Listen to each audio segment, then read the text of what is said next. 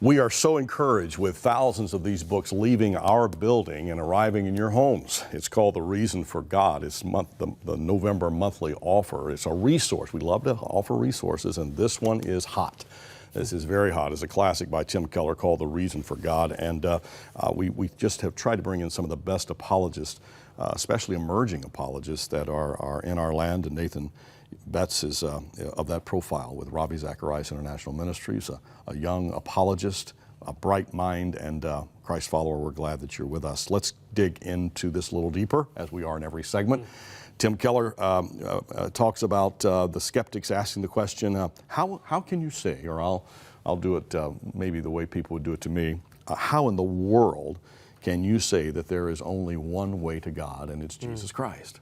What arrogance, what imperialistic thought that is. Yeah, I think for all of us, when we think about this question, the issue under the question here is of truth. When you're saying there's only one way to God, in this case, Jesus, God sending His Son, and through Him knowing who God is that not arrogant? But actually, it's appealing to truth. It's saying that actually I know the truth, and actually truth by its very nature excludes. It is exclusive. Mm-hmm. So I think for many of us, especially those of us here in the West, we're uncomfortable with that. So for many, they would say, well, that's why I believe there is no such thing as truth. And we find actually, for many of us, that's a delicious idea. That, okay, well, this person over here believes there is such a thing as truth, but I'm not arrogant like that.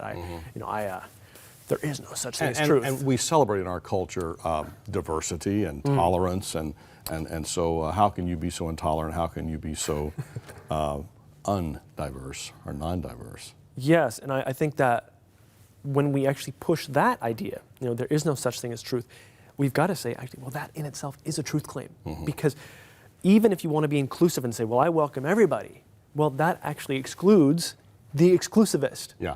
So at the end of the day, we've got to ask the question, what really is true? What is right? What is true? Now, the interesting thing with the Christian faith is that it's actually more than intellectual.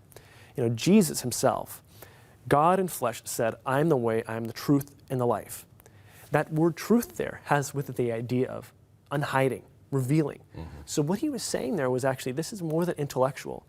Truth was revealed to us in the person of Christ. Christ was saying, I'm revealing to you who God is. So truth is more than just intellectual. We've got to actually deal with that. But actually truth, in this case, was a person to be known. So it's quite amazing, actually, when you think about that. Yeah. Jesus said, I'm the way, the truth, and the life, and no man comes to the Father except through me. And that bold statement is a controversial statement in a world filled with ideas of tolerance and diversity. And was Jesus intolerant? Was Jesus exclusive?